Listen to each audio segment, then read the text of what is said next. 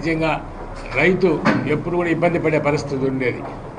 ఆనాడు దివంగత నేత రాజశేఖర రెడ్డి గారు రాయలసీమ ప్రాంతానికి సాగునీరు తాగునీరు అందించాలని ఆ రోజుల్లో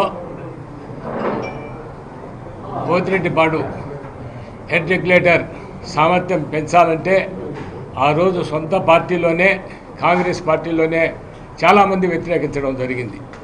లేదయ్యా, రాయలసీమ ప్రాంతం అనుమతించిన ప్రాంతం, ఆ ప్రాంతానికి సాగునీరు తాగునీరు ఇవ్వాల్సిన బాధ్యత నా మీద ఉంది అని ఆయన ఆ రోజు ఎంతమంది దాన్ని అడ్డగించినా ఆ రోజు కాంగ్రెస్ పార్టీ హైకమాండ్కి కూడా ఈయన మీద ఫిర్యాదు చేసినా కూడా ఏది లెక్క చేయకుండా ఆ రోజు సామర్థ్యాన్ని పెంచడం జరిగింది.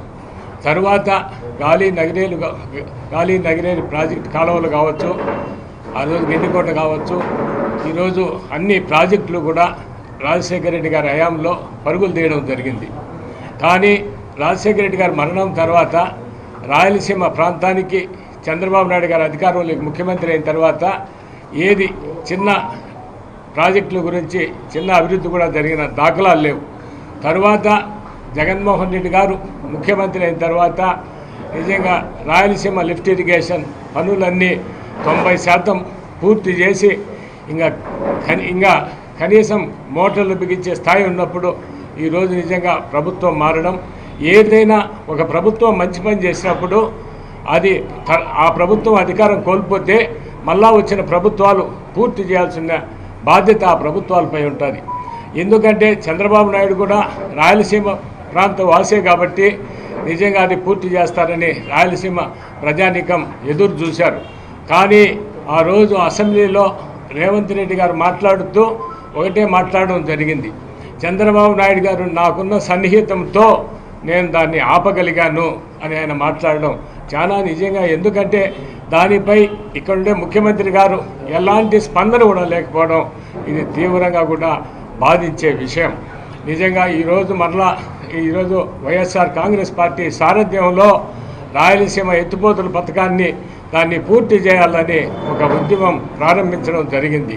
ఈరోజు నిజంగా మొన్న పోతిరెడ్డిపాడు దగ్గర బహిరంగ సభ, రాయలసీమ ప్రాంతంలో బహిరంగ సభ కావచ్చు, రాయలసీమ ప్రాంత వాసులతో పాటు నెల్లూరు జిల్లా వారు, ఒంగోలు జిల్లా వారు కూడా వెంటనే దీన్ని పూర్తి చేయాలని ఈ ఉద్యమాన్ని మొదలుపెట్టడం జరిగింది.